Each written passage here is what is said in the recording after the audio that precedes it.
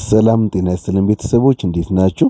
ዛሬ ደግሞ ጥጆች በተወለዱ በስንት ደቂቃ ውስጥ እንገርን ምን ያህል እንሰጣለን የሚለውን አብረን ለማየት እንሞክራለን። ይሄኛው አሁን በጡጦ ውስጥ እየጨመርን ያለነው እንገር ነው። ይህንን እንገር እስቲ ለጥጆቻችን ለመስጠት አስበናል። እንገሩ ቀጥታ መሆን ያለበትም ከእናትየዋ ነው መሆን ያለበት። ከወለደች እናት መሆን አለበት።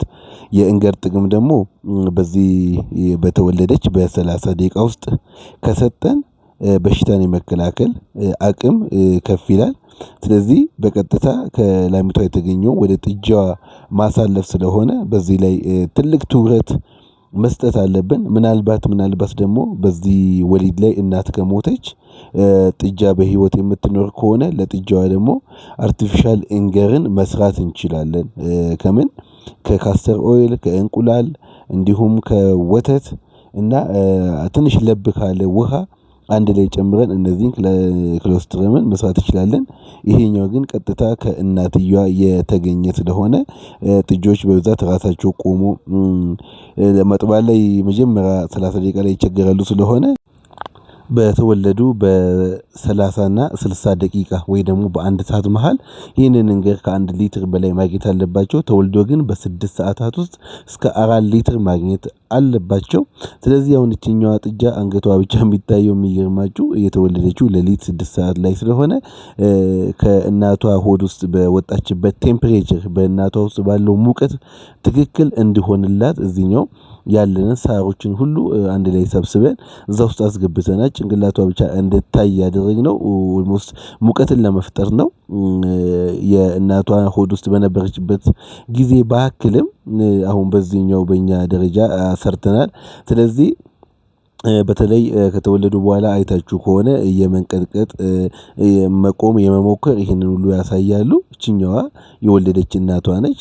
ወልዳ 30 ደቂቃ ሳይሞላ ተነስታ ምግብን እየፈለገች ነው። ምግብን ብንሰጥ ምንም ችግር የለውም ስለሆነ ስለዚህ እንገርን በትክክል እንደዚህ አናታቸውን ቀና አድርገን የምንሰጥ ከሆነ በመጀመሪያ ሰዓት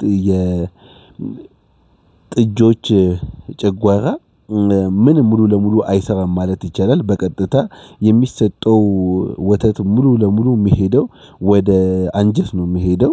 አንጀት ውስጥ ይልና እዛ ነው ተመጦ ስራውን የሚጨርሰው ስለሆነ በቀጥታ ጨጓራቸው አይዘጋጅም። የተዘጋጀ ጨጓራ የላቸውም። ስለሆነ ስንሰጥ በጣም ጥንቃቄ ማድረግ አለብን። ጭንቅላታቸውን ትንሽ ልክ ሲጠቡ ራሳቸው ጭንቅላታቸውን ከፍ አድርጎ እንደሚጠቡ 45 ዲግሪውን ከፍ አድርገን መስጠት አለብን። ስለዚህ ይሄኛው እረኛችን በዚህ እኛ በነገርነው መሰረት እየሰጠነው ይኸውላችሁ ሌሊት ስለሆነ ሁሉም ላሞች አርፎ ነው። ላሚቷ ደግሞ እዚህ ማዋለጃ ክፍል ውስጥ ነው የወለደችው። ቤቱ በስታንዳርድ ስለተሰራ ኦልሞስት ማዋለጃ ክፍል ሁላ አለው። እንዲሁም ደግሞ ከማዋለጃ ክፍል በፊት ደግሞ ከወለዱ በኋላ የሚቆዩበት ክላስ አላቸው። ለምን ሌላ የምትወልድ ላም ካለች እዚህ መዋለጃ ክፍል ውስጥ ስለምትገባ ይጸዳል። ለምን እዚህኛው ላም ላይ ያለ በሽታ ወደ ሌሎች እንዳይተላለፍ እዚህ ውስጥ እቺኛው ላም ከቆየች 3 ቀን በላይ መቆየት አይፈቀድም።